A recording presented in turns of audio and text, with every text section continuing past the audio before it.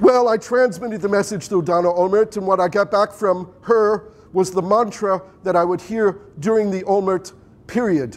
We don't negotiate with terrorists. We won't release prisoners in exchange for Gilad Shalit. We know that Gilad Shalit is alive. There's no doubt about that. We hold Hamas responsible. Later, the mantra added the additional phase that we also hold President Abbas responsible because he's the president of all of Palestine. This would become the message that I would receive over and over and over again. July 12th, early in the morning, Hezbollah attacks on the Lebanese border. 2 Israeli soldiers are abducted, carried off to Lebanon.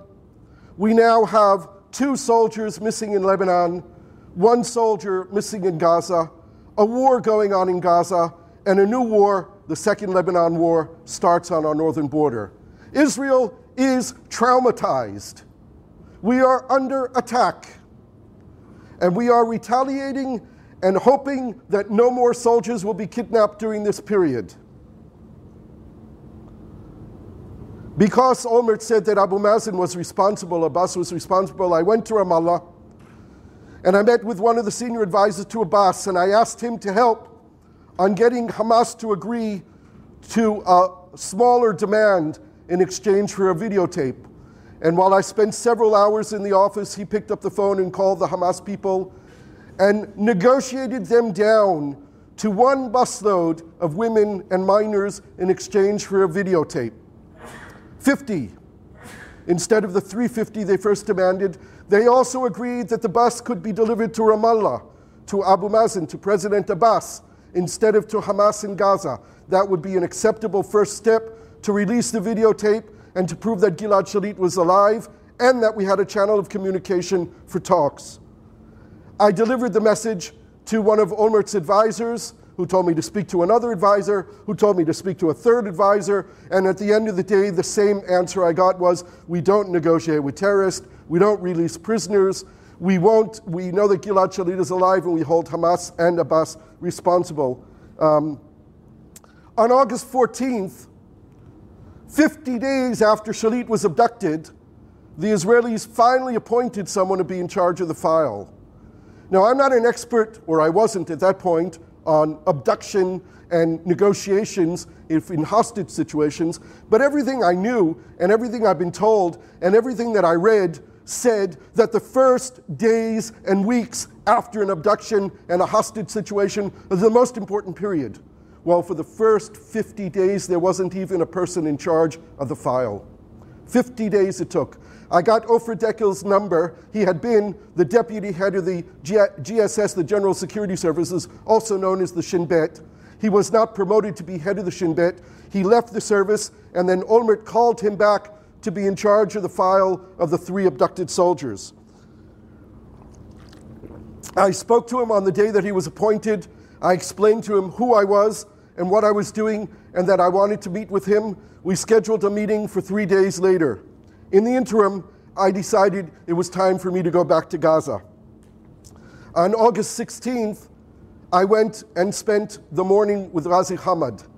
And I said to Razi, we're stuck. You guys won't remove the demand for payment for a videotape.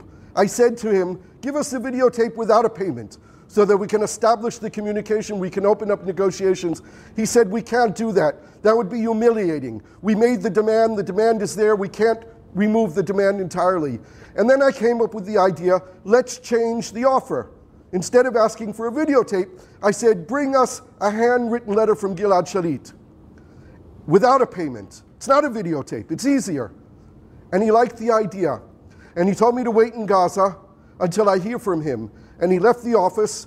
By the way, I write in the book, which is going to be published, that when I entered the Prime Minister's office, it was a really bizarre feeling, because here I am entering the Hamas Prime Minister's office. I have to go through the Hamas security check. They take my Israeli ID card and see that I'm an Israeli, the security people there. And not only is this a bizarre enough feeling that I'm walking through a Hamas security check to go to the office of the Hamas Prime Minister, I also know that the building I'm entering is one of the targets that the Israeli Air Force might hit at any moment.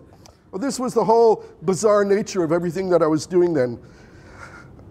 We left the office. I was with my Palestinian colleague. We went to a restaurant in Gaza and waited for Razi to come about 3 o'clock in the afternoon.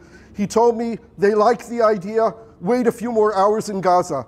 I had this fantasy that I was going to leave Gaza that afternoon with a handwritten letter from Gilad Shalit. Well, we waited until dark, and then we decided we were going back to Jerusalem. The next morning, I got a phone call from Razi saying that the idea was accepted and that a letter would be issued. The following day, Razi called me and told me that a letter is on its way. And then it didn't come. And I waited a day, and I waited 2 days, and 3 days, and a week, and 2 weeks, and there was no letter. And during this period, I was calling Razi Hamad 5 times a day, 10 times a day. We were sitting in the car one day, and I'm saying to Razi, where's the letter, where's the letter? And he kept saying, it's coming, it's coming.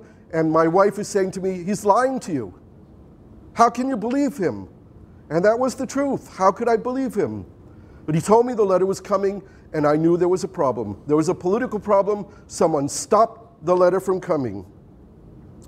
So I wrote a letter to the Hamas leadership in Damascus. I got their email, I got their fax number and phone number, and I drafted a letter to Khalid Mashal and to Musa Abu Marzouk, 2 of the main leaders of the Hamas in Damascus.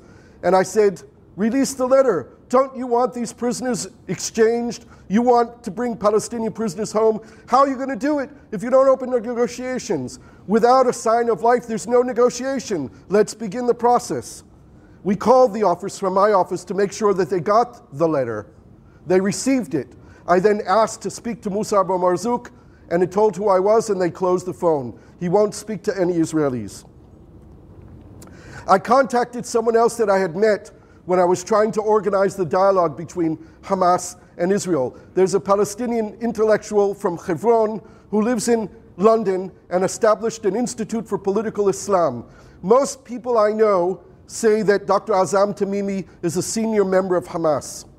He can never admit that because he's living in London, part of the European Union, where Hamas is a registered terrorist organization. But most people I know believe that Tamimi is very well connected, if not part of the leadership, then very connected to the leadership. He had agreed to join our dialogue. I called up Azam and I asked him, would you transfer messages between me and the Hamas leadership in Syria? And he said yes. And after speaking to Khalid Mashal, he told me that Gilad Shalit is alive and well, that he's being treated well, and that Hamas will open up negotiations with Israel as soon as Israel indicates it's willing to negotiate.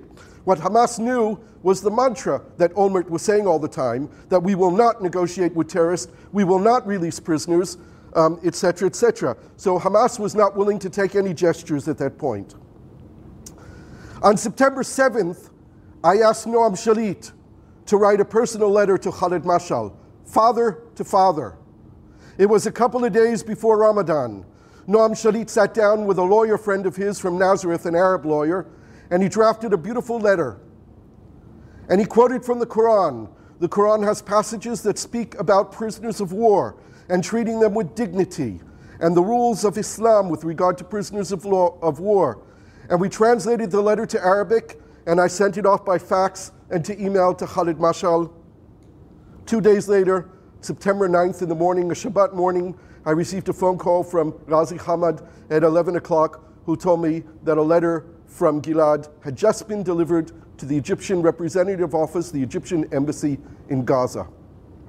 I picked up the phone and called up Norm and Aviva and told them that we have established a sign of life from Gilad and a chain of communication to the people holding Gilad Shalit.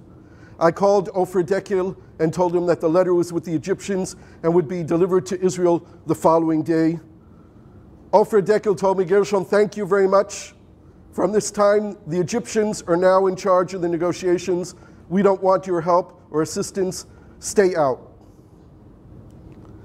I was curious about this message because for the life of me, I could not figure out why the Egyptian regime of Hosni Mubarak and Omar Suleiman, his security chief, who had spent the last decades crushing the Muslim Brotherhood in Cairo, in all of Egypt, would be interested in facilitating a negotiation that would empower Hamas, the outgrowth of the Muslim Brotherhood in Palestine. What could possibly be their interest in advancing that negotiation? I have a friend who was the Egyptian intelligence officer in the Egyptian embassy in Tel Aviv, General Nadir al-Asser. I couldn't find his picture.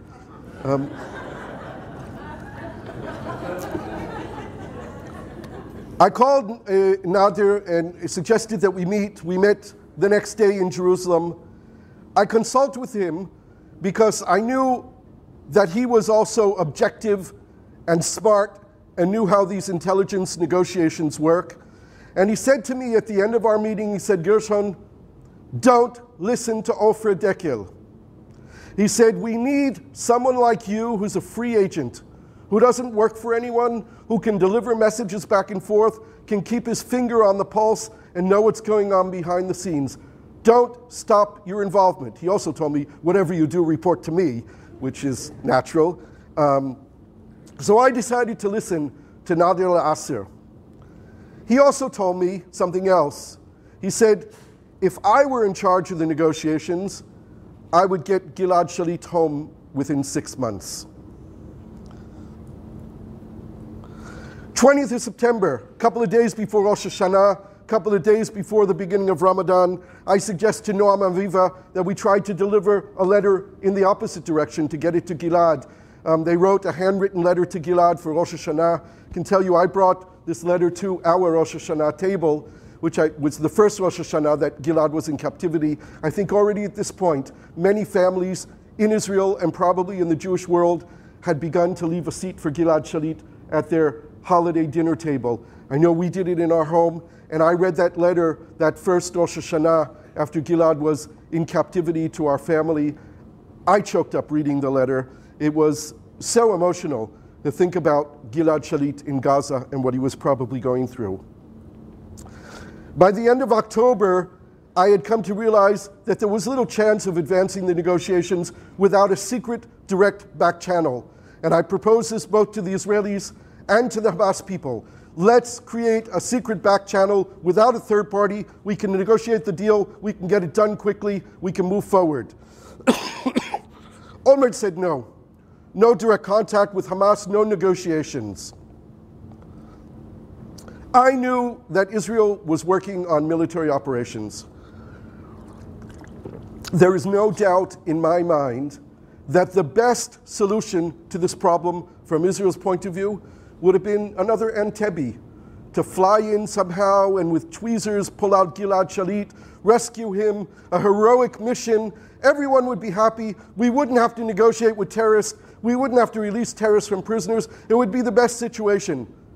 But what if there was no chance of doing a military operation? During the next 5 years, I would propose secret back channels over and over again, always getting the same response, no from this side or no from that side. When this side was interested, the other side wasn't interested. The timing was never right. There was no one courageous enough to take a decision. I remember back in 1994 when another Israeli soldier had been abducted, taken off to the West Bank by Hamas.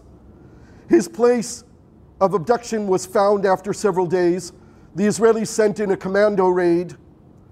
Nachshon Wachsman was killed in the commando raid, and the soldier leading the raid was also killed. All I could think about when I knew that Israel was planning a military operation was that I didn't want that to be the fate of Gilad Shalit. We knew that he was alive. We knew that we could bring him out, probably only through a negotiation. I was getting words from Hamas and from the Shalit family throughout September and October that there was no progress being made. By this point, Gaza had suffered enormous damage, economic and physical. And I wrote to Khalid Mashal saying, isn't it enough?